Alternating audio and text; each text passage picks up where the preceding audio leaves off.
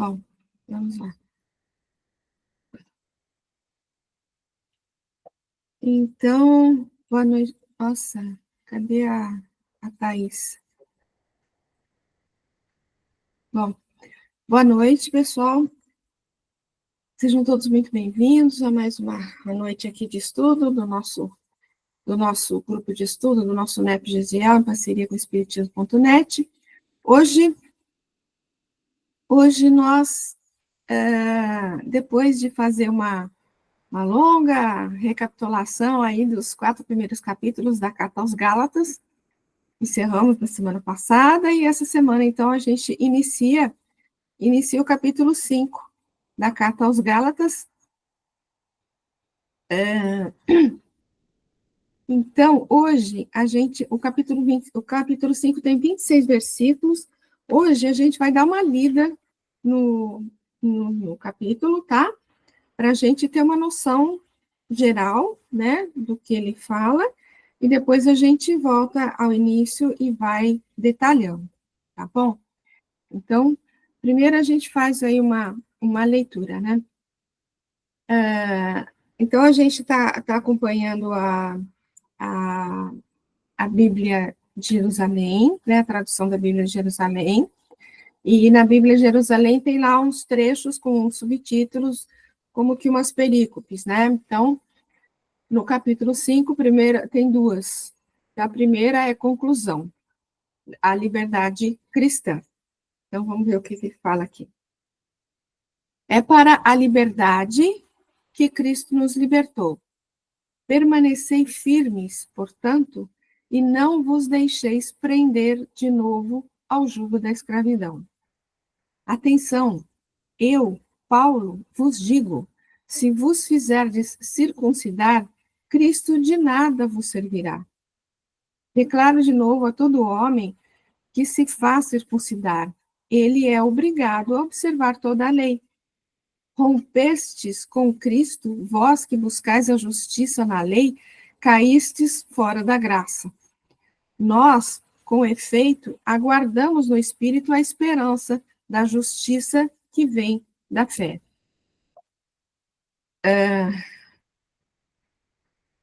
Pois em Cristo Jesus nem a circuncisão tem valor, nem a incircuncisão, mas apenas a fé agindo pela caridade. Boa noite. Me desculpa, foi a internet que não estava boa. Nós estamos gravando já, então, por favor. Desculpa. Corrieis bem, quem vos pôs obstáculos para não obedecerdes à verdade? Esta sugestão não vem daquele que vos chama. Um pouco de fermento leveda toda a massa. Confio que, unidos no Senhor, não tereis outro sentimento. Aquele, porém, que vos perturba, sofrerá a condenação, seja quem for. Quanto a mim, irmãos, se ainda prego a circuncisão, por que sou ainda perseguido? Pois estaria eliminado o escândalo da cruz. Que se façam mutilar de uma vez os que vos inquietam. E a segunda perícope, gente, ele põe o título de Exortações Éticas, a verdadeira liberdade dos fiéis, liberdade e caridade. Vós fostes chamados à liberdade, irmãos. Entretanto, que a liberdade não sirva de pretexto para a carne, mas pela caridade, colocai-vos a serviço uns dos outros. Pois toda a lei está contida numa só palavra: amarás a teu próximo como a ti mesmo. Mas se vos mordeis e vos devorais reciprocamente, cuidado, não aconteça que vos elimineis uns aos outros. Ora, eu vos digo, conduzi-vos pelo Espírito e não satisfareis os desejos da carne. Pois a carne tem aspirações contrárias ao Espírito e o Espírito contrárias à carne. Eles se opõem reciprocamente, de sorte que não fazeis o que quereis. Mas se vos deixais guiar pelo Espírito, não estáis debaixo da lei. Ora, as obras da carne são manifestas, fornicação, impureza, libertinagem, idolatria, feitiçaria, ódio, rixas, ciúmes, ira, discussões, discórdia, divisões, invejas, bebedeiras, orgias e coisas semelhantes a estas, a respeito das quais eu vos previno, como já vos preveni, os que praticam tais coisas não herdarão o reino de Deus. Mas o fruto do Espírito é amor, alegria, paz, longanimidade, benignidade, bondade, fidelidade, mansidão, autodomínio. Contra essas coisas não existe lei, pois os que são de Cristo Jesus crucificaram a carne com suas paixões e seus desejos. Se vivemos pelo Espírito pautemos também nossa conduta. Não sejamos cobiçosos de vanglória, provocando-nos uns aos outros e invejando-nos uns aos outros. Então, pessoal, a gente vê que ele prossegue,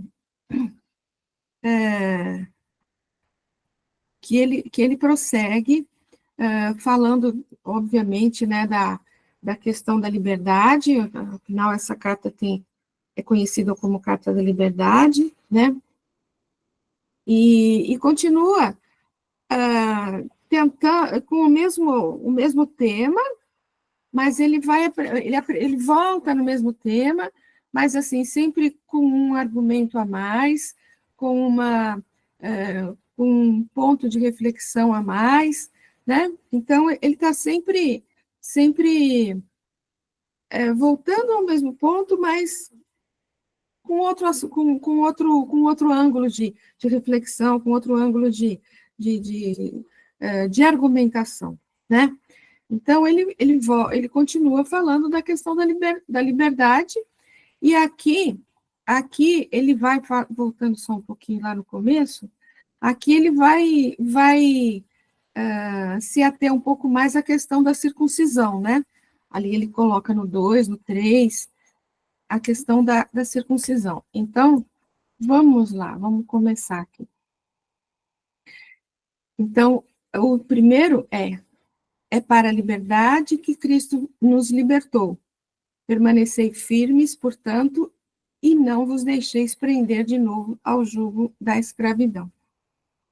A gente tem que agradecer aqui ao Cláudio Fajardo, porque vários textos que a gente coloca aqui são do livro do Cláudio Fajardo, tá? Então, não tudo, né, mas a maioria dos textos que a gente coloca aqui são dele. Então, olha, o que está em vermelhinho ali em cima é o versículo, né? E a gente vai pensar primeiro no comecinho ali, para a liberdade que Cristo nos libertou. Então, Paulo alertava os seus seguidores da Galácia o que significava o conhecimento da revelação trazida ao mundo por Jesus, para que estes não voltassem aos velhos hábitos ou a antigas exigências. Jesus veio até nós para ensinar-nos o caminho de volta ao Pai, e ele foi claro: e conhecereis a verdade, e a verdade vos libertará. É preciso que compreendamos que Jesus representa a maior soma de verdade que já conseguimos alcançar. Isso significa que a verdade vai além de Jesus. Porém, o que ultrapassa ao que ele nos trouxe, nós ainda não conseguimos entender. Essa é uma realidade muito clara. Haja visto que nem o que nos foi trazido pelo meigo Rabi Galileu, nós já conseguimos vivenciar. Dessa forma, tenhamos segurança. Jesus é a luz que guia o nosso caminho e o seu entendimento básico, o amor, mesmo na medida pequena de nossas possibilidades, é o agente maior de nossa libertação. Por isso, compreendemos com muita clareza quando o apóstolo dos gentios nos afirma: é para a liberdade que Cristo nos libertou. A liberdade, antes de prosseguir, uma coisa me chama a atenção, né? voltando aqui um pouquinho, no último parágrafo ali, está escrito assim: é preciso que compreendamos que Jesus representa a maior soma de verdade que já conseguimos alcançar. Isso significa que a verdade vai além de Jesus. Porém, o que ultrapassa ao que ele nos trouxe, nós ainda não conseguimos entender. E na sequência ele fala: essa é uma realidade muito clara, haja visto que nem o que foi trazido pelo meigo Rabi Galileu nós já conseguimos vivenciar, né? Eu acho interessante isso porque, se você pensar, por exemplo, a gente teve a primeira revelação, muitos compreenderam muito do que está lá, né? Uma boa parte não entendeu, né? Ou seja, interpretou de maneira equivocada. A gente tem o nosso Gesiel, que foi um exemplo de entendimento daquela revelação, né? Mas muitos se equivocaram, né? Aí vem Jesus, traz a sua mensagem, muito do que ele falou que ele não vinha destruir a lei, muito do que ele ensinou, alguns assimilaram, outros também não entenderam, né? Mas aos poucos a gente vai entendendo um pouco mais, com certeza não tudo, né? A gente vai entendendo um pouco mais, e mais pessoas também vão assimilando isso, né? É interessante porque pensa numa sala de aula, né? Se o professor vai dar fazer uma explicação, vai fazer sei lá, vai ensinar alguma coisa. O mesmo assunto pode ser ensinado de diversas maneiras, com diversas profundidades, né? Então, se ele nivelar por baixo, vamos dizer assim, pelos que têm mais dificuldade, pelos que têm menos capacidade de entendimento, ele não vai dar possibilidade para os que estão numa capacidade maior de alçarem outros voos, né? Se ele nivelar por cima, levando em conta os alunos que têm mais condição, ele vai como que excluir os que têm pouca capacidade de entendimento, que não vão assimilar de nada, né? Aí quando você pensa na humanidade como uma sala de aula, né? Essas revelações aí, elas nivelaram por baixo ou nivelaram por cima, vamos dizer assim? E por baixo, por cima, entre aspas, né? Dá para entender aí a metáfora, né? Então, é interessante porque Jesus, ele não excluiu ninguém, né? Ele, ele, ele, ele se preocupou com todo tipo de criatura, essencialmente aos menos favorecidos, vamos dizer assim, né? Não excluiu nenhuma profissão, não excluiu nem homem nem mulher, né? Ou seja, ele deu esperança a todos, né? E apresentou, e tanto uma como outra revelação, até pensando com a doutrina espírita também, com a terceira também, né? Tanto uma quanto outra tem uma forma de apresentar, vamos dizer assim, que tanto não exclui, né, assim, impossibilita as pessoas com menos condição, assim, de aceitar, de entender, como também dá possibilidade aos que têm mais capacidade de entendimento de alçar os seus voos aí mais altos, né? E então assim, a grandeza desse ensino, né? Porque ele tem que dar possibilidade para os que estão com maior capacidade, porque a gente sabe que ele, como está no prefácio, eu não me lembro se é no Paulo Estevão ou se é no Ave Cristo, que ele fala que Deus precisa dos nossos braços, né, tanto para divulgar como como o trabalho todo do Cristo aqui para a humanidade, né? Os braços no sentido, assim, representando o instrumento de trabalho, né? Trabalho seja lá como for, né? Tanto é que está ali na questão 136, se não me engano, do Livro dos Espíritos, que fala do objetivo da nossa encarnação, que, entre outras coisas, é o de nos tornar aptos para contribuir com a obra da criação, né? Então, assim, esse trechinho aí do texto me fez pensar nessas coisas, né? Pensar nessa questão aí. Hermes, não, desculpa, Kleber, Sou que eu. Hermes acabou de entrar aí. Não, a gente comumente a gente fala que nós somos co-construtores, né? Só que essa construção que é nos apresentada, ela é apresentada em vários níveis conforme a nossa capacidade de execução, né? Entendimento, sentir e fazer. Agora, mais isso, Jesus, para a gente analisar as parábolas, tá reverberando, estamos escutando bem, meu? Então, né? Então, Jesus, quando as parábolas, se você perceber as parábolas, ela tem níveis de entendimento. Você começa, ele falou para aquele povo, tinha coisas objetivas, que era um retrato do dia a dia. Aí quem queria conseguiu compreender razoavelmente. Mas você pode aprofundar cada vez mais o nível, porque a gente fala muito assim, Jesus falou ao espírito imortal. Bom, se ele falou ao espírito imortal, então é o espírito que vai se desenvolvendo ao longo de sucessivas oportunidades. Então ele falou de uma maneira rasa para quem estava ali, você vai aprofundando, você vai, porque pelo que a gente está lendo aqui, ele não nos ensinou tudo, porque é uma descoberta. Nós temos que chegar a esse nível de descoberta cada vez maior, né? Muito bom, Kleber. É isso mesmo que eu tinha em mente, assim. Mas vamos prosseguir aqui a nossa leitura aqui.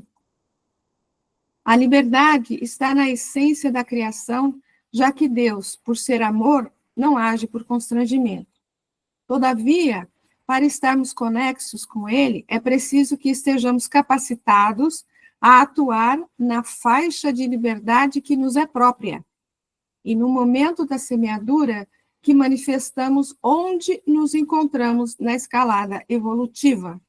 O que vem depois e que nos manifesta no momento da colheita, e que se manifesta no momento da colheita, é a atuação da lei que foi disparada por nós mesmos.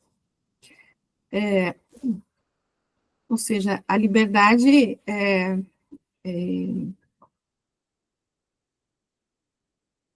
Deus não age por constrangimento, né? Nós temos a nossa liberdade. E a nossa liberdade, a gente atua, como está aqui, na faixa que nos é própria, quer dizer, na faixa que nós conseguimos trabalhar, né? Então, a nossa semeadura vai ser em função da nossa condição evolutiva, né? E é óbvio que a colheita vem da mesma maneira, né? Portanto, tudo que o homem semear, isso se fará. Portanto, somos, em essência, livres. Mas não quer dizer que a gente tem responsabilidade, né? E se em algum momento algo nos constrange, esse acontecimento tem origem em criação particular nossa, contrariando os desígnios superiores, e não da divindade. Na atualidade, devido aos nossos erros milenares na faixa da razão, temos a dificuldade de avaliar o que seja consequência de nossas atitudes. Por isso, em alguns momentos, graças ainda à nossa psicologia forjada na ilusão, duvidamos de que sejamos originariamente livres. Tudo bem, pessoal?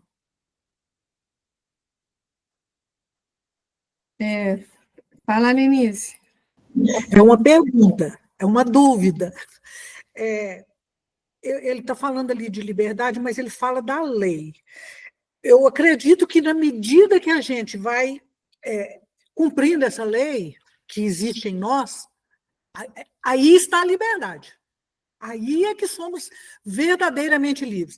Então, enquanto nós não estamos cumpridos, a gente está cerceado, né, pela liberdade absoluta. É isso, Valdete. Eu acredito que sim, né? Porque a gente é livre para fazer o que a gente bem entender, não é isso? Mas nós vamos arcar com a colheita, né? Com a responsabilidade de tudo que a gente faz. Então, enquanto a gente age dentro da nossa liberdade, seguindo as leis divinas, tal, a colheita vai ser suave, né? Então, a gente não está escravizado, porque se nós estamos sujeitos às consequências daquilo que a gente faz e não está de acordo com a lei, nós estamos escravizados, escravos de diversos a consequência que é gerada por medo, por, sei lá, por erros que a gente comete, por deslizes. Então, a liberdade verdadeira, ela é genuína, ela é origem nossa, mas a partir do momento que a gente cumpre essa lei que existe em nós. Eu estou entendendo mais ou menos, aí eu queria que você clareasse para mim. Tem alguém com o microfone aberto e está dando eco. Desculpa, na verdade o meu computador está com problema, eu estou até com fone aqui, porque muitas vezes vocês falam, eu não consigo compreender, porque está com muita interferência. Então, realmente, o meu computador está com problema. Já fui atrás, mas ainda não veio a peça aqui para trocar, é do alto-falante. Vamos ver se eu consigo falar alguma coisa aqui, depois eu passo a palavra para o Kleber, né? Eu acho que nós acabamos sendo escravos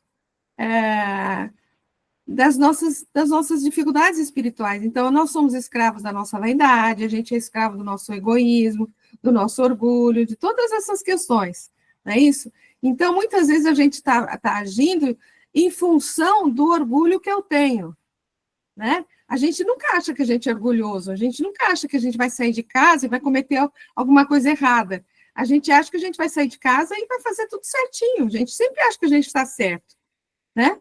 Mas muitas vezes, apesar de achar que a gente está certo, a gente comete equívocos em função né, a gente está indo contra os desígnios divinos.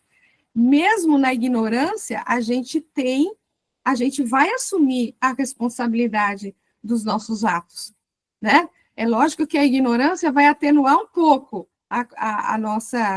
as consequências, vamos dizer assim, mas vamos assumir de toda forma, a gente vai assumir, não é isso?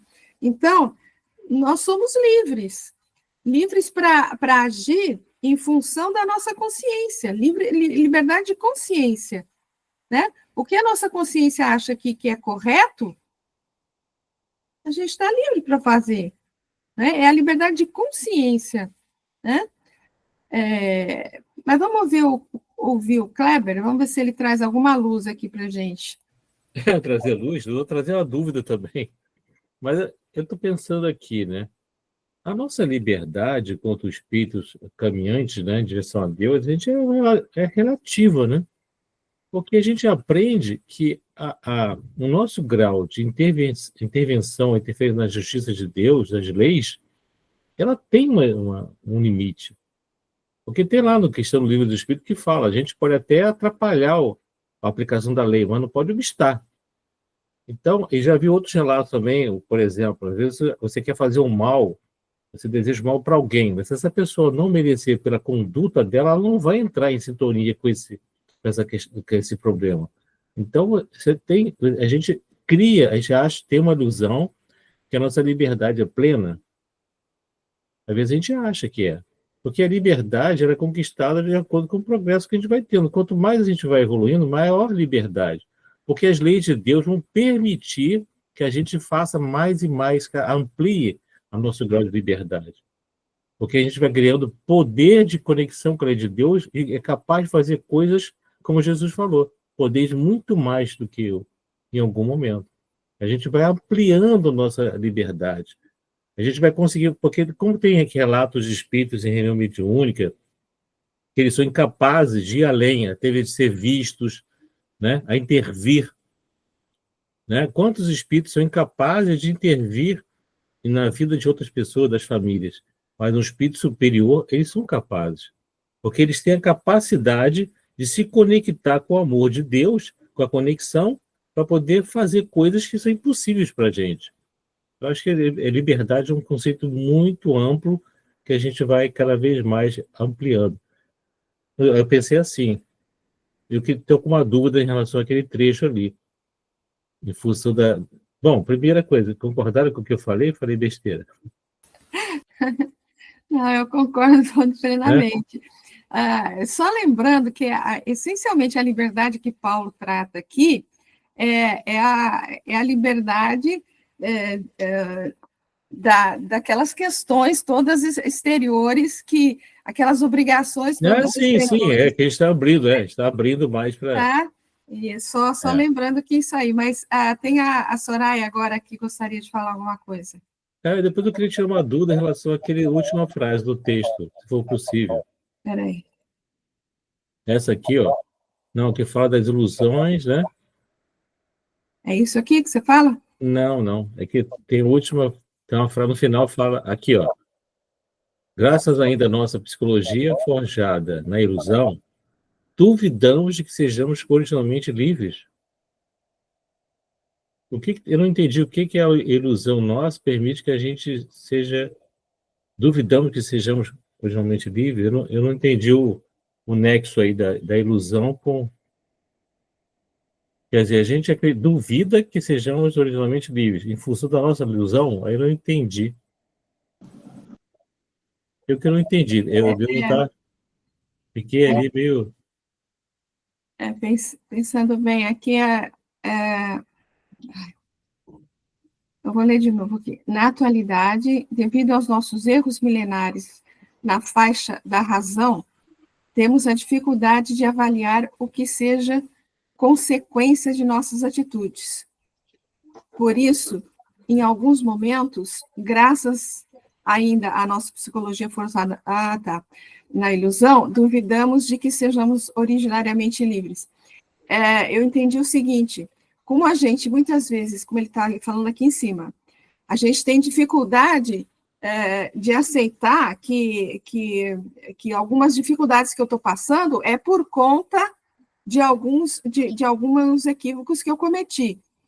Então, a gente tem dificuldade de aceitar, de aceitar isso, de aceitar que muitas das dificuldades que a gente passa, né, muitas das consequências do que a gente colheu, do que a gente colhe, na verdade, né, que seja por nossa responsabilidade mesmo. É a ilusão de que... tá. Deu para entender? E somado a isso que você está falando, fala os erros da faixa da razão, ou seja, a gente procura entender racionalmente, não sentindo, né? Acho que é isso também. Procura entender racionalmente o que levou a consequência que a gente fez. A gente cria uma ilusão, que a ilusão que é coisa da mente também, né? A gente começa a processar, então é isso, fica criando ilusão. Sei lá, acho que é isso. Exato, eu também entendi dessa forma. Mas a Soraya quer falar alguma coisa e depois a Zezé. Desculpa aí alongar. Não, tá ótimo. Então, sobre a questão da liberdade, né, voltando ao assunto, o Kleber falou de uma questão do Livro dos Espíritos, e a questão é aquela que pergunta quanto que a gente pensa, né, que a espiritualidade possa influenciar na nossa vida, né? E aí a resposta é muito mais do que a gente possa imaginar, né? Então, assim, nós temos o nosso livre-arbítrio, né? E, em última instância, é o livre-arbítrio, porque a espiritualidade, ela não vai agir em nosso lugar, né? Nós temos a liberdade de ação, né? Mas a influência, ela depende de nós, né? A espiritualidade vai influenciar na nossa vida, né? De acordo com a vibração energética que a gente tiver, para poder sintonizar mais ou menos com ela, né? E poder atender o que eles estão querendo nos influenciar, né, trazer de ensinamento, ou de propósito, ou de nos acolher, ou de nos ajudar de alguma forma. O Hermes colocou a questão aí. Obrigada, Hermes. Muito bom, Soraya. Agora, a Cecé. Então, essa questão da liberdade, né, do nosso livre-arbítrio, é muito mais, vamos dizer assim, respeitado pela espiritualidade maior do que a gente possa imaginar, né? Porque muitas vezes a gente fica achando, porque senão a gente cai em certo, como é que se fala, meu Deus? Fatalismo, né? Porque aconteceu porque tinha que acontecer em certas situações em nossa vida, mas, na verdade, são situações que nós buscamos, seja utilizando as nossas experiências desta vida, seja colhendo frutos de vidas anteriores, né? Então, porque fala assim, fulano morreu porque tinha que morrer, nem sempre, né? Nem sempre aquela situação ali poderia ter sido, e André Luiz nos mostra isso, né? São situações que, às vezes, a pessoa está imprevidente, não está valorizando o próprio corpo como deveria, etc. e tal, mil coisas, né? Uma vez, né, a gente teve a oportunidade de conhecer o Chico, e meu marido, o Jalerten, ele teve, assim, por diversas vezes, pelo menos uma vez por mês, por alguns anos, indo ao Chico uma vez por mês, né? E ele me contou que uma certa vez, discutindo sobre, né, conversando, né, sobre determinado assunto, o Chico comentou assim, Jalerten, é muito livre-arbítrio, mostrando assim, né, que o livre-arbítrio é muito grande, e os espíritos superiores respeitam, né, tanto que eles não falam para a gente, faça isso ou faça aquilo, né? Nos levam, nos dão as escolhas. Jesus mostrou isso. A gente estava vendo aí o The Chosen, né? Então, Judas foi um fatalismo, Judas ter que trair Jesus? Essa é uma questão, né? Ele, até o último minuto, Jesus falou, aqui vem, amigo. Né? Dando a ele a oportunidade de mudar o jogo ali, né? Mas ele, naturalmente, levado, né, pelos motivos que ele teve, ele foi até o fim. Isso eu acho que é uma questão assim que a gente precisa muito refletir sobre isso, né? Porque é uma das grandes forças que nós temos, que é a vontade, o nosso querer, né? E eu acho que essa questão aqui, graças ainda à nossa psicologia forjada na ilusão, duvidamos de que sejamos originariamente livres, né?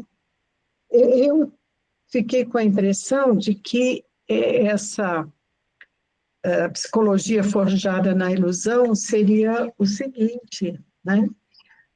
Nós, quando estamos encarnados, nós temos a tendência de nos pautarmos pelo mundo material, pelas ilusões que o mundo nos traz, né?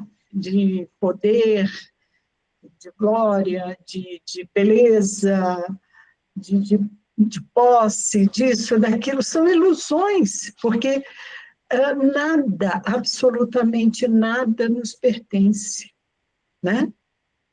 E a gente se deixa tanto envolver por essas ilusões, né, que nós nos sentimos, vamos dizer assim, escravizados a elas, né? E esquecemos que, na realidade, Deus nos fez livres delas, né? Embora elas sejam instrumento de nossa evolução. Nós estamos aqui para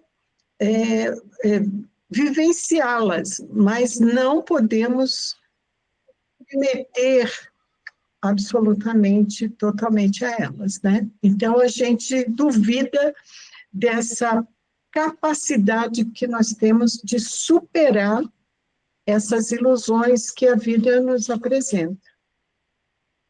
Foi isso que eu compreendi aí.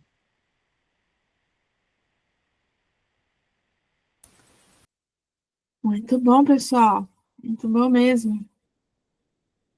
Podemos seguir ou ainda temos alguma questão? Agora, a gente vai conseguir continuar falando um pouco da liberdade, as questões que estão no Livro dos Espíritos, com relação à liberdade da consciência.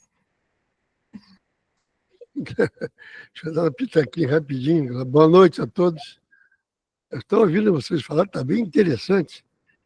Eu cheguei à conclusão que o livre-arbítrio é uma faca de dois gumes, né? Duas pontas. Porque existe a lei de Deus que nós temos que seguir. Também, se nós seguirmos completamente a lei de Deus, que seria o ideal, nós talvez não queríamos entender o lado negativo, o lado ruim. Eu acho que aquilo aqui não seria interessante, mas se a gente, com livre-arbítrio, a gente às vezes escolhe a parte que não é boa, e Deus nos permite isso para que nós viemos aprender. Então, ou a gente passa a ser um boneco na mão de Deus, fazendo só o que Ele quer, sem deixar que a gente desenvolva um outro lado, para que a gente não conhecendo o mal, como é que nós vamos distinguir o mal do bem? A gente não pode seguir a lei de Deus, sabe que é sempre bom, então vamos seguir bom. Mas a gente sempre deve também conhecer o lado negativo, o lado ruim, que é para a gente discernir uma da outra e ver que o caminho da lei de Deus que é importante.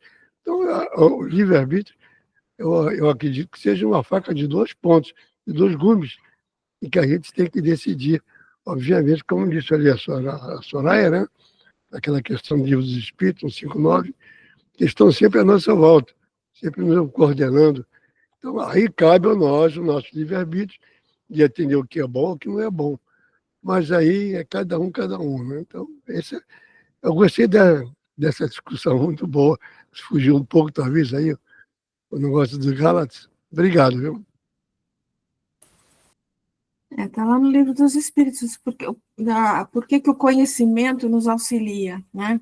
O conhecimento nos auxilia porque nos faz distinguir o que é o bem e o que não é o bem, né? Então, conhecer, à medida que a gente vai progredindo um pouco mais no nosso conhecimento, a gente vai melhor usando, vamos dizer assim, o nosso livre-arbítrio, né? Vamos prosseguir aqui um pouquinho, gente. Na questão 837, pergunta assim: que é que resulta dos embaraços que se oponham à liberdade de consciência? Então, as dificuldades que fazem com que a gente não tenha essa liberdade, né? Constranger os homens a procederem em desacordo com o seu modo de pensar, fazê-los hipócritas. A liberdade de consciência é um dos caracteres da verdadeira civilização e do progresso. E na questão 841, para respeitar a liberdade de consciência, dever-se-á deixar que se propaguem doutrinas perniciosas ou poder-se-á, sem atentar contra aquela liberdade, procurar trazer ao caminho da verdade os que se transviaram obedecendo a falsos princípios? Certamente que podeis e até deveis, mas ensinai a exemplo de Jesus, servindo-vos da brandura e da persuasão, e não da força, o que seria pior do que a crença daquele a quem desejaríeis convencer. Se alguma coisa se pode impor, é o bem e a fraternidade, mas não cremos que o melhor meio de fazê-los admitidos seja obrar com violência. A convicção não se impõe. E mais uma questão. Por que indícios se poderá reconhecer entre todas as doutrinas que alimentam a pretensão de ser a expressão única da verdade, a que tem o direito de se apresentar como tal?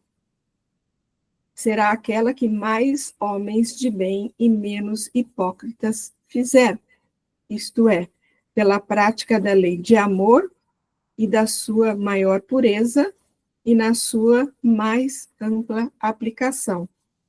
Esse o sinal porque reconhecereis que uma doutrina é boa, visto que toda doutrina que tiver por efeito semear a desunião e estabelecer uma linha de separação entre os filhos de Deus, não pode deixar de ser falsa e perniciosa. Algum comentário, pessoal?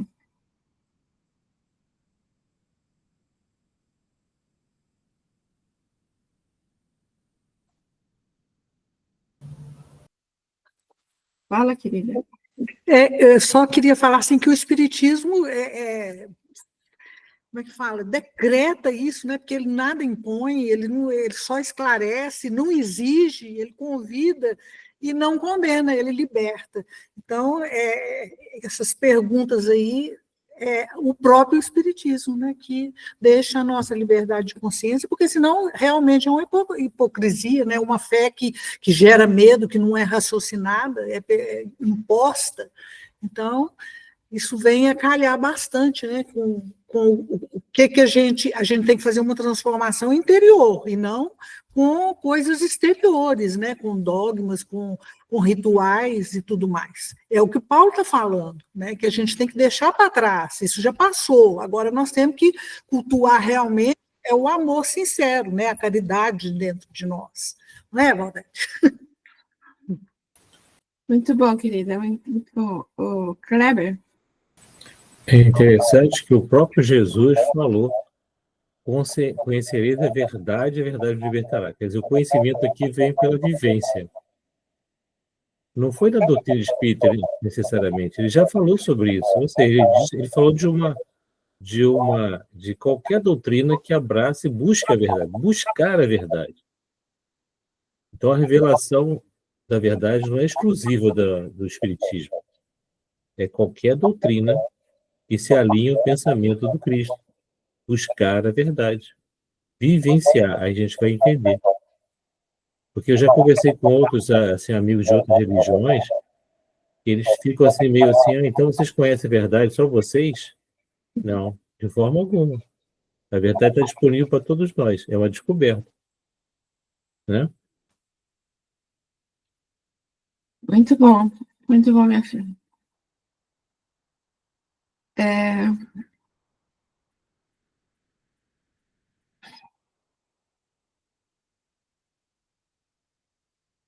Eu coloquei aqui 2 textos, gente, do Emmanuel, 2 textos que ele fala sobre liberdade e 2 textos que ele comenta o mesmo versículo, que é exatamente esse versículo aqui que a gente está vendo, tá? Ó, eu coloquei aqui de novo, né, o versículo, é Gálatas, capítulo 5, versículo 1. Então, o primeiro está no Ceifa de Luz, o título é Assunto de Liberdade. Importante pensar como terá Jesus promovido a nossa libertação. Porque ele fala, para a liberdade foi que Cristo nos libertou, né? O Divino Mestre não nos conclamou a qualquer reação contra os padrões administrativos na movimentação da comunidade, nem desfraudou qualquer bandeira de reivindicações exteriores. Jesus unicamente obedeceu às leis divinas, fazendo o melhor da própria vida e do tempo de que dispunha, em benefício de todos. Terá tido lutas e conflitos no âmbito pessoal das próprias atividades.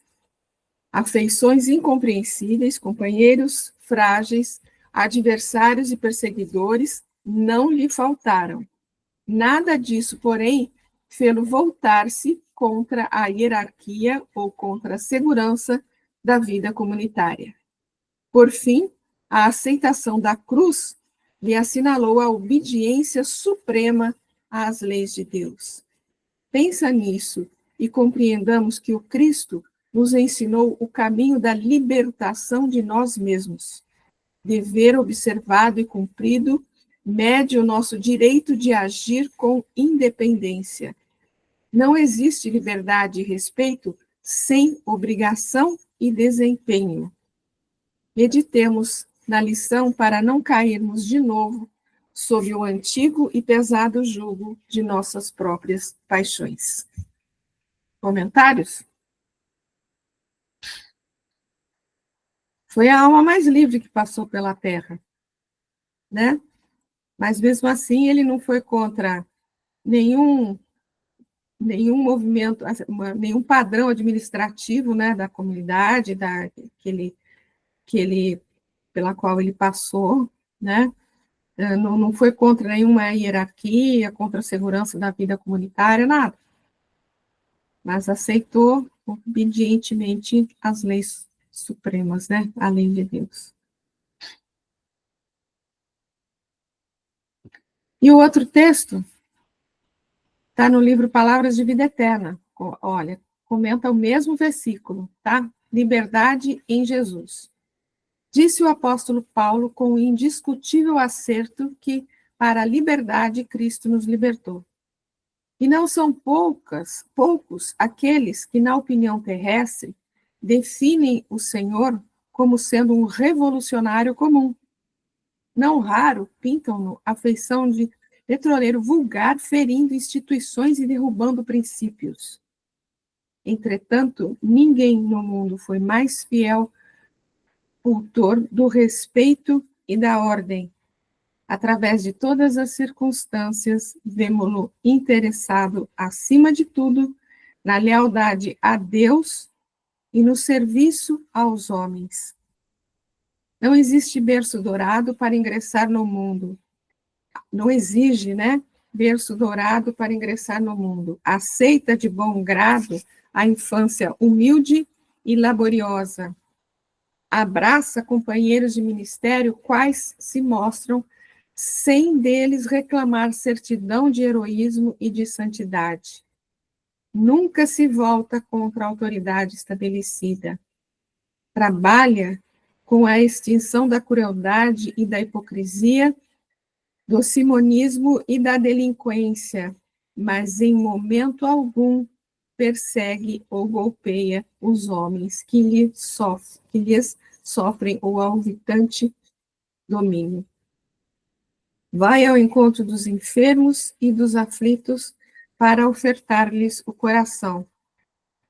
Serve indistintamente, sofre a incompreensão alheia, procurando compreender para ajudar com mais segurança.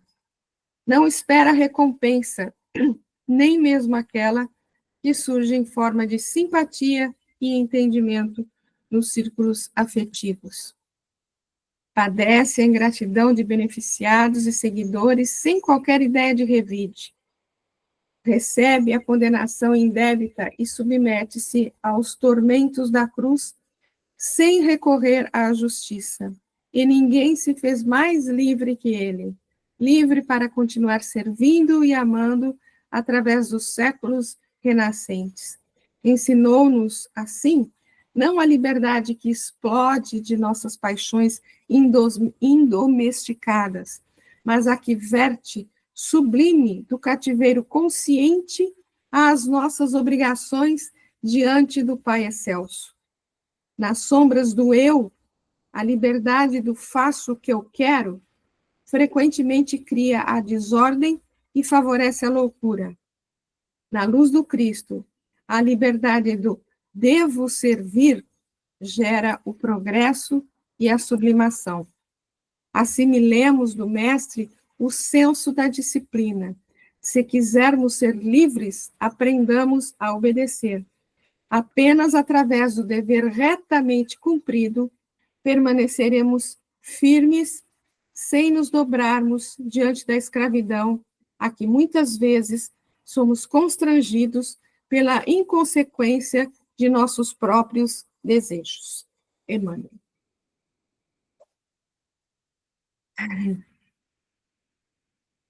Fala, meu lindo.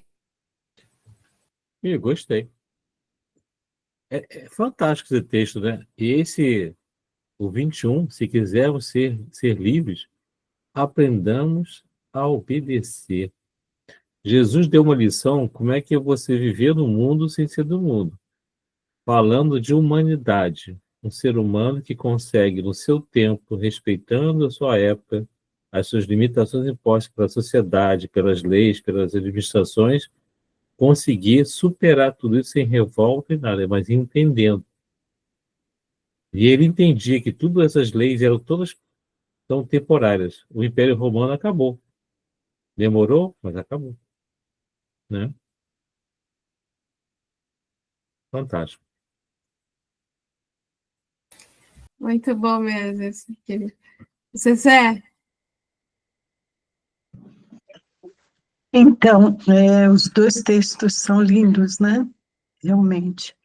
Eu não sei se vocês viram naquele Paranormal, um programa de entrevista que tem, eles entrevistaram o Adelino da Silveira, foi amigo de Chico há muitos anos, né? Então ele conta assim que ele, quando conheceu o Chico, ele tinha, parece que, se não me engano, 23 anos, então era bem jovem, e chegou perto do Chico e falou: Chico, eu tenho mais 790, sei lá, perguntas para te fazer. Aí Chico virou para ele e falou assim: pode começar, vamos começar uma por vez, né? Aí ele disse que fez umas 4 perguntas para o Chico no dia e as outras 700 e tantos ele fez ao longo de 30 anos. Mas uma das perguntas que ele fez foi que por que tem o amor livre em certos países, né? Ele citou os países, e no Brasil há tanto rigor, né? Por que não temos o amor livre?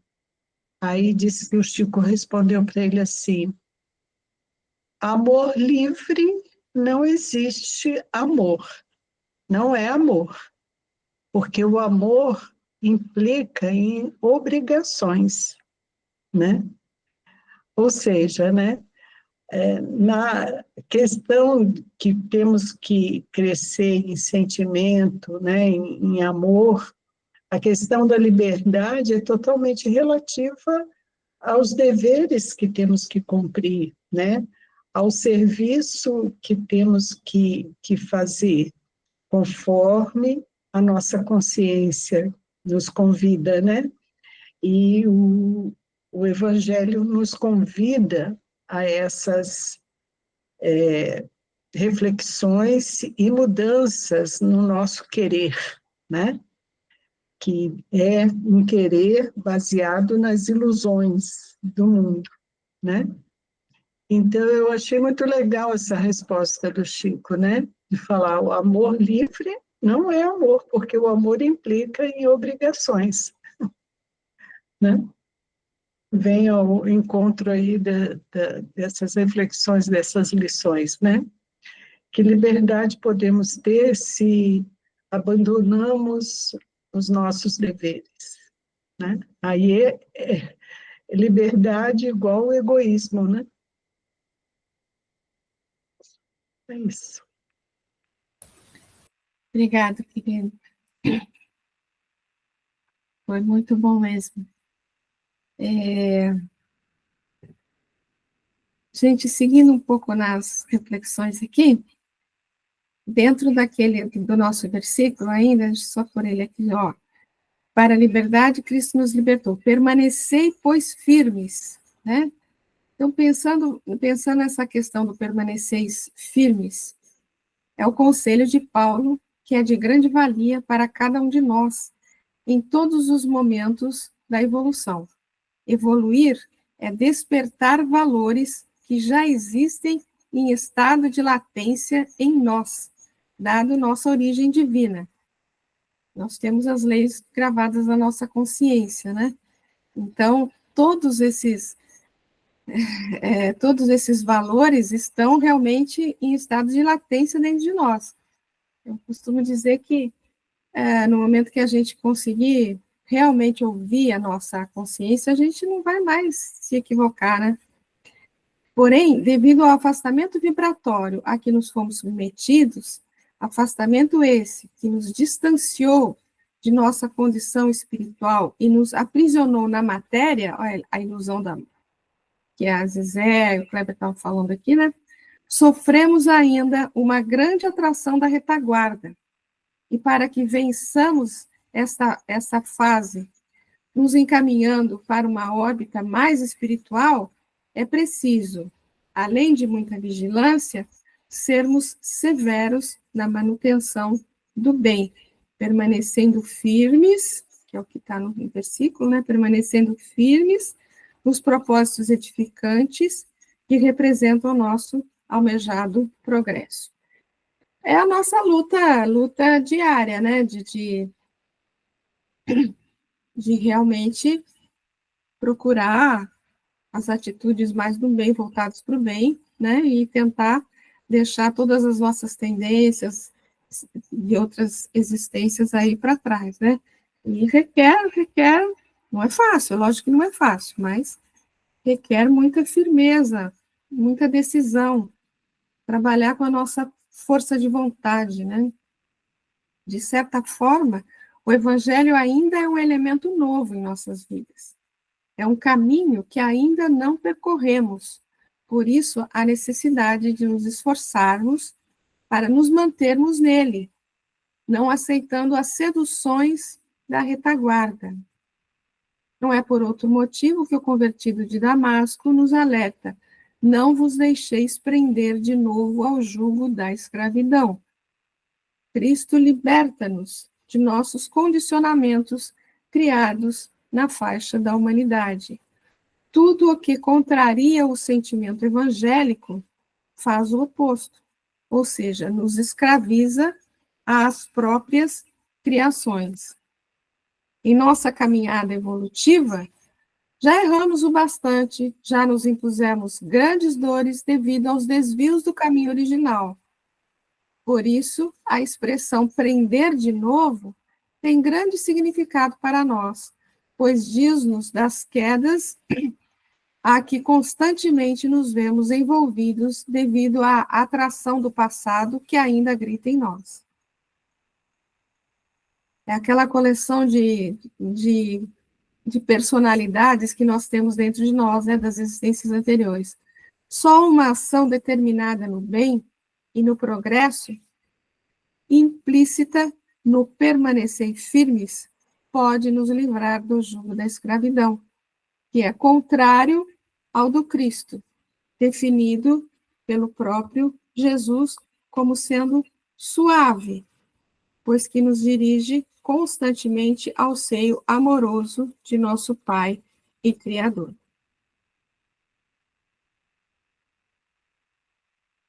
Aqui tem um trechinho que está no livro Boa Nova. Eu não me lembro qual foi o discípulo que perguntou para o mestre, né? Fez essa pergunta que está aí no início. Mestre, os vossos esclarecimentos dissipam os meus pesares, mas o Evangelho exige de nós a fortaleza permanente. Quer dizer, ele está exigindo que a gente seja perfeito, né? Que a gente seja um espírito já iluminado, né? Então, a verdade não exige, transforma. O Evangelho não poderia reclamar estados especiais de seus discípulos, ou seja, espíritos iluminados, né? Porém, é preciso considerar que A alegria, a coragem e a esperança devem ser traços constantes de suas atividades em cada dia, porque nos firmamos no pesadelo de uma hora se conhecemos a realidade gloriosa da eternidade com nosso Pai. E isso tem tudo a ver com, por exemplo, com todos os discípulos que ele escolheu, né? Eram todos simples. A gente tem o Pedro como o maior exemplo, né? Era uma pessoa rústica, rígida, né? E se transformou em quase que, como que ele falou, na pedra fundamental da igreja, né? No Pedro que a gente já conhece, já diferenciado, já modificado, né? Comentários, gente? Aqui ainda tem mais um pedacinho aqui para a gente comentar, mas podem falar aí se alguém... Quem gostaria de falar? Sueli? Sou eu. Boa noite, pessoal. Val, eu estava lembrando o seguinte, aquela parte do Evangelho que fala sobre a obediência e a resignação, né? E acho que no Evangelho, nesse trecho, eles falam, né, que muitos acham, né, que a obediência ela é quase que assim, ausência da vontade, né? Então, quantos, né, de nós que acham que você está sendo obediente ou você está sendo subserviente, você está sendo, não está tendo expressão, né, naquilo que você precisaria ter.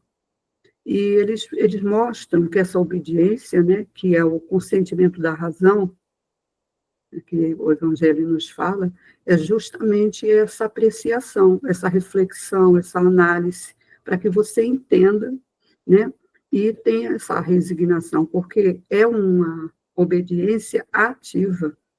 Jesus, ele foi obediente às leis de Deus, mas ele, o tempo todo, ele deu prova disso, nas ações, né? Então, eu acho que isso aí está tendo muita ligação, veio para mim, com liberdade, né? É você ter esse discernimento, o conhecimento, discernimento, análise, você refletir, e você, pela razão, né?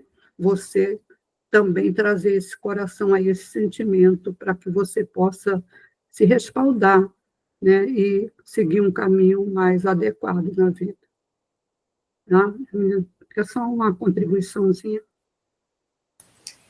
Muito bom, Sueli. É a questão realmente, né, que quando fala que deve ser obediente a Deus, parece que está realmente limitando, né?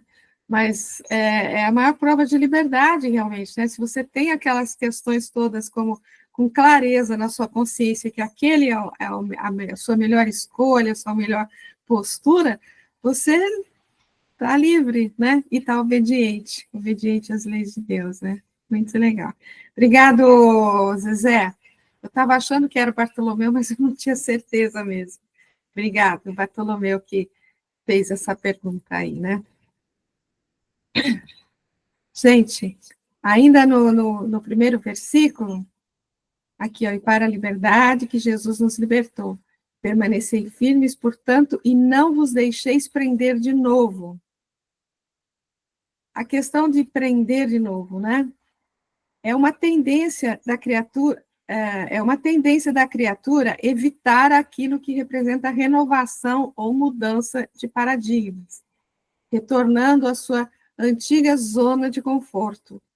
Cabe ela resistir a essa tendência internamente e também a todas as influências externas que a queiram conservar nesse estado. E o finalzinho do versículo aqui, né? Jugo da escravidão. Há sempre um jugo.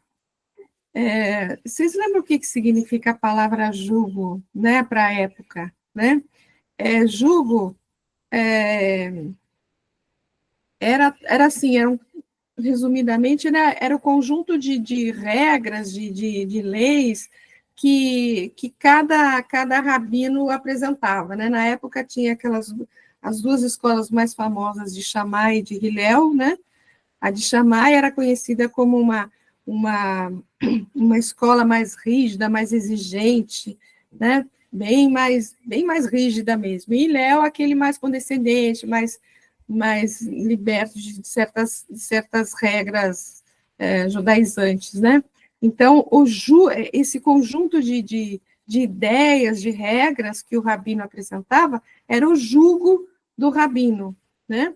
Então, o jugo de Shammai era mais pesado, mais rígido, e o jugo de Hillel era mais leve, mais suave. Por isso que Jesus fala que o jugo dele é suave, né? Então, há sempre um jugo. Gente, o que vocês colocam no chat, eu, sinceramente, não consigo ver, tá? Há sempre um jugo, disciplina, isso é, há sempre um conjunto de princípios e valores que conduzem a nossa vida. Quer dizer, cada um de nós tem um certo jugo, um conjunto de regras aqui que rege a minha vida. A questão é que esse jugo pode ser suave e libertador ou pesado e escravizante, segundo nossa escolha. E aqui alguns versículos aqui que vão falar sobre a questão do jugo, né? Agora, portanto, por que testais a Deus ao colocar sobre o pescoço dos discípulos um jugo que nem nossos pais, nem nós pudemos carregar? Aqui, quando ele fala colocar no pescoço, porque jugo também era um negócio que colocava no pescoço do cavalo mesmo para conduzi-lo, né? Então, por isso que ele faz essa referência aqui.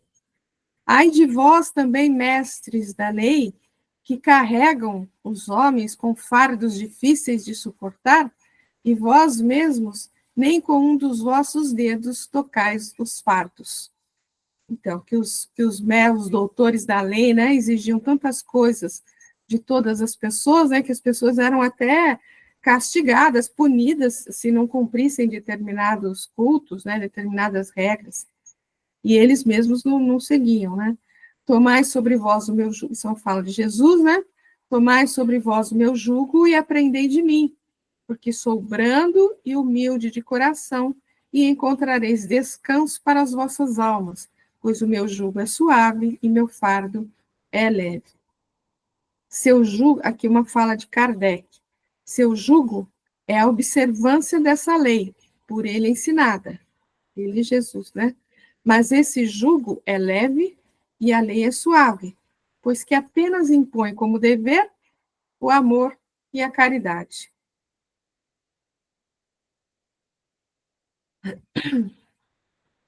Um comentário?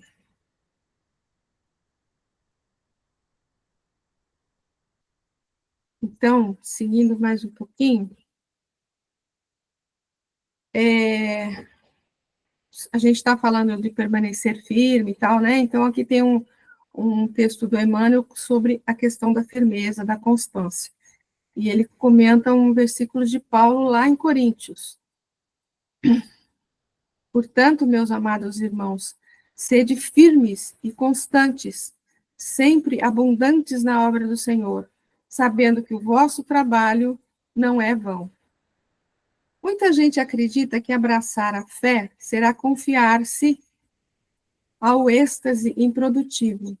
A pretexto de garantir a iluminação da alma, muitos corações fogem à luta, trancando-se entre as quatro paredes do santuário doméstico, entre vigílias de adoração e pensamentos profundos acerca dos mistérios divinos, esquecendo-se de que todo o conjunto da vida é criação universal de Deus. Fé representa visão.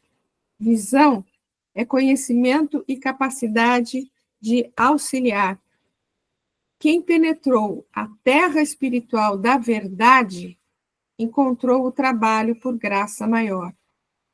O Senhor e os discípulos não viveram apenas na contemplação.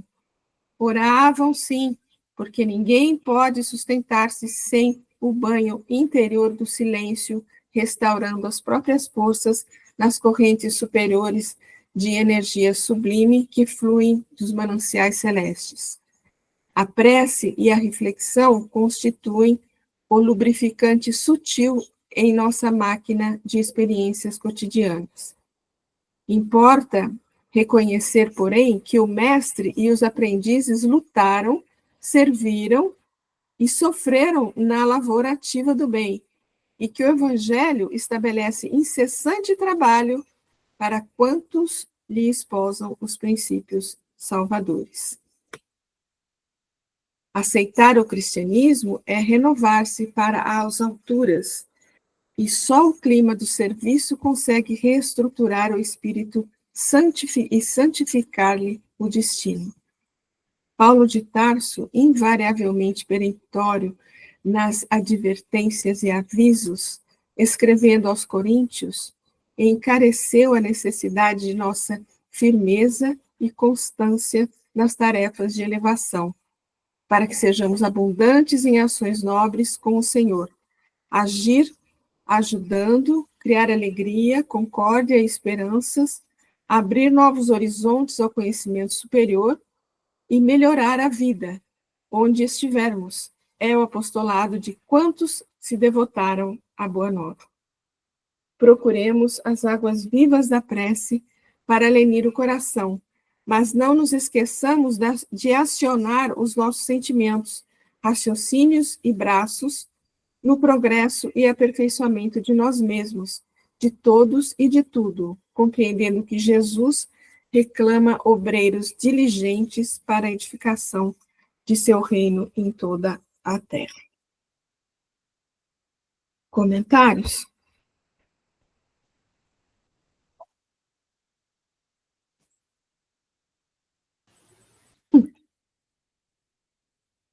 Existe um trecho do livro do Divaldo que eu imagino que seja verdadeiro, né? Um diálogo dele com a Joana de Anjos, né?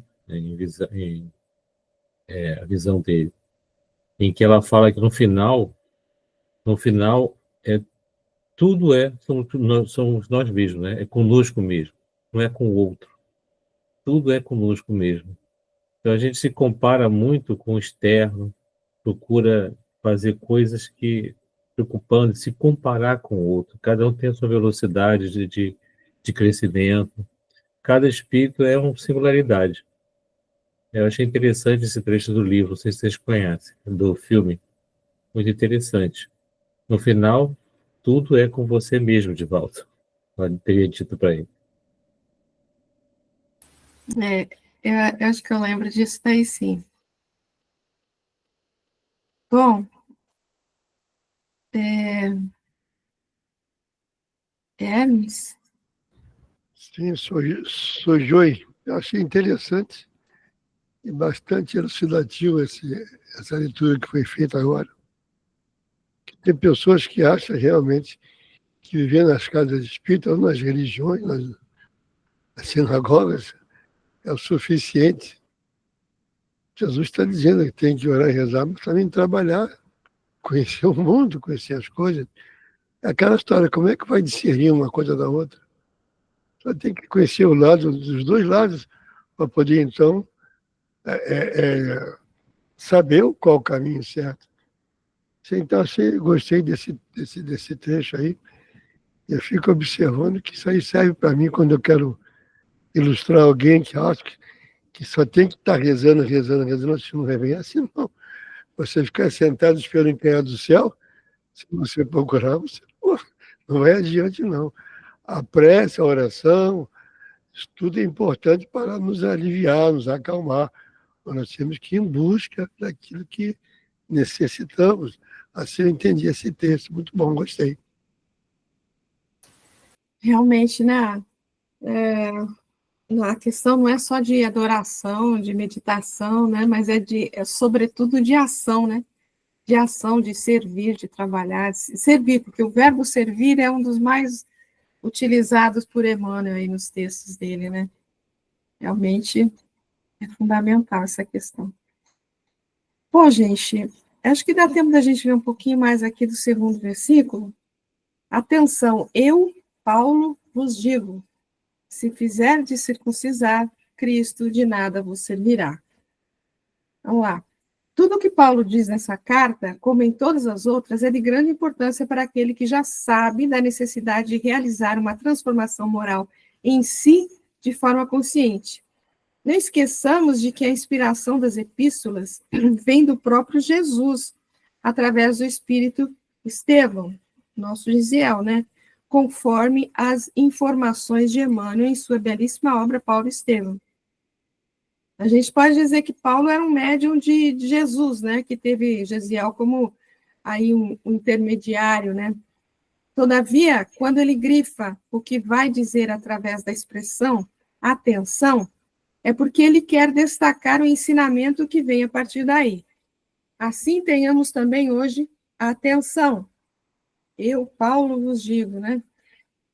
É ele chamando para si a responsabilidade, aproveitando a autoridade que tinha, autoridade essa conquistada pelo testemunho vivo da mensagem crística e pela admiração que despertava em seus seguidores. E trazendo isso para a gente, né? Olha, realizamos trabalhos de divulgação evangélica, doutrinária, portanto, que estejamos sempre embasados em obras de conteúdo seguro. Quando a gente vai fazer uma preleção, que todas as nossas falas sejam realmente embasadas, né, naquilo que a gente que tem aí um monte de coisa para a gente estudar, para a gente ler, para a gente se preparar, né? Não dá para dizer eu acho que é assim. Não.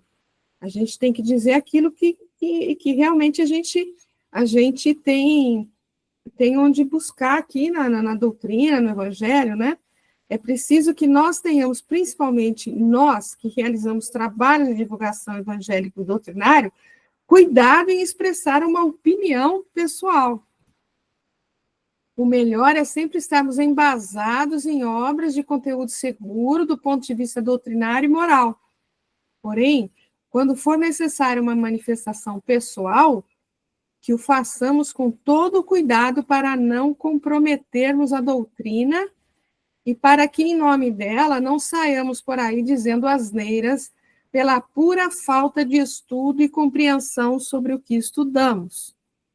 Ler e estudar são tarefas de grande importância, mas é preciso aprender a refletir sobre o que estudamos e tirar conclusões coerentes. Do mesmo modo, buscar a aplicabilidade do que já conhecemos, pois não devemos esquecer que, apesar de nossas imperfeições, somos modelos para muitas pessoas. E buscar em fontes seguras, né? Porque, assim, é interessante, eu já ouvi uma preleção aí, não importa onde, né? Que a pessoa tomou como base um episódio do The Chosen. É lógico que a gente admira muito essa série, a gente gosta muito de ver, mas não é tudo que está ali exatamente assim, né? Tem muita coisa que é a licença poética ali, que é uma questão de divulgação do Evangelho, da imagem de Jesus, tudo bem. É aceito como um trabalho ali cinematográfico, entendeu? Mas a gente não pode se basear exatamente naquilo, por exemplo, como um fato seguro, né? Então, a gente tem que buscar conteúdo seguro. Não estou falando, muito pelo contrário, não estou falando mal da série, viu, gente? Muito pelo contrário, eu admiro muito, já assisti várias vezes, gosto demais. Mas a gente sabe que não é uma fonte para um embasamento assim, de uma preleção, por exemplo. Né? Tá? Hermes? É interessante essa passagem aí que você está falando, serve muito para o pessoal que faz palestras, né? Palestrantes aí tem que ler isso aí umas 2, 3 vezes, se possível mais uma 4ª, 5ª vez, porque a gente às vezes vê pessoas que nem leem, ouve alguém falar e vem falar mediante uma palestra, coisa que não chegou a ler. Eu já criei um caso não, eu também queria uma certa situação, porque eu vi pessoas fazendo palestra e disse por 3 vezes a mesma coisa errada que eu achava. Eu falei, isso não é bem assim, não. Você está lendo, ouviu alguém falar. Aí eu perguntei, me diz onde é que está isso em Kardec, que eu achei de você falar. Tem que chamar a atenção, né? É isso aí. É isso aí, é isso aí. Que a gente possa ter fontes seguras, né? Ter fontes seguras. Olha, se fizerdes circuncisar, aqui está o versículo, né? Se vos fizerdes circuncisar, a influência vem de fora, vos fizerdes, mas há acolhimento interior. Somos os responsáveis pelas influências que acolhemos e que definem os rumos do nosso sentido. Acho que foi a Soraya que comentou, inclusive, sobre a questão, né, do livro dos espíritos, da influência que eles nos oferecem, né? A gente recebe influência da espiritualidade, excelente, né, ótimo, mas a gente recebe influência também de encarnados, de amigos, de pessoas. Então, o acolhimento vai definir os rumos do nosso destino, como está aqui, mas acolher esta ou aquela sugestão depende da nossa disposição, né? Nosso grau evolutivo, né? De aceitar aquilo que realmente seria adequado para o nosso crescimento, né? Para a nossa jornada. Olhai e acautelai-vos do fermento dos fariseus e saduceus. Isso aqui ele vai comentar mais para frente também, né? Se vos fizerdes circuncisar. A circuncisão era primitivamente um rito de iniciação ao casamento e à vida de clã. Fazia parte da proposta de aliança com Deus, foi inspirada ao povo hebreu através de Abraão, até mesmo como norma de higiene, objetivando um maior cuidado com a saúde. Sabemos hoje que as mulheres casadas com homens circuncidados reduzem em muito, se não eliminam, a possibilidade de ter câncer de útero. Pelo que depreendemos de nossos estudos, Paulo não era contrário ao ato de circuncidar-se, mas que isso fosse uma exigência para a prática cristã. Ele chega até mesmo a propor um entendimento espiritual a respeito da circuncisão, conforme depreendemos na leitura da Epístola aos Romanos. Trazendo o ensinamento para os dias atuais, podemos simbolizar a circuncisão como sendo a característica que diferencia os religiosos uns dos outros. Quando, ao tempo de Paulo, ou mesmo antes dele, quiséssemos saber se alguém era judeu, bastava saber se ele era circunciso ou incircunciso. Hoje, se alguém reza um terço, é porque é católico. Em algumas divisões do protestantismo, basta ver se as mulheres cortam ou não os seus cabelos ou se usam determinado tipo de saias. Por esse aspecto, a circuncisão divide, separa, exclui. Como a mensagem do Evangelho é altamente inclusiva, e Paulo sabia disso, para ele nada disso tinha importância. O que ele sabia ser necessário era a religiosidade de coração. Então, ele faz uma comparação aqui. Antes, para saber se o cara era judeu ou não, bastava saber se ele tinha sido circuncisado. E hoje, para distinguir certas pessoas, também tem algumas coisas que acabam fazendo uma certa divisão, né? Então, é disso que ele fala, não existe essa divisão, né? A mensagem do Cristo é altamente inclusiva, como ele fala aqui, né? Nada dessas questões tem importância, né? O que tem importância mesmo é a religiosidade do coração.